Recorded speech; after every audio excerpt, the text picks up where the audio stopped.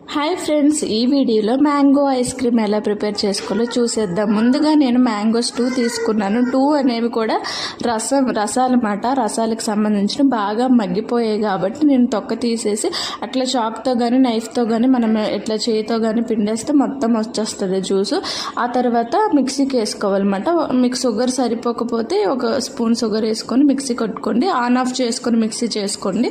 ఆ తర్వాత నేను తీసుకున్న 2 ఫ్రూట్స్ ఉన్నాయి కదా, అవి 6 ఐస్ క్రీమ్స్ అయితే కరెక్ట్గా సరిపోయాయి అన్నమాట.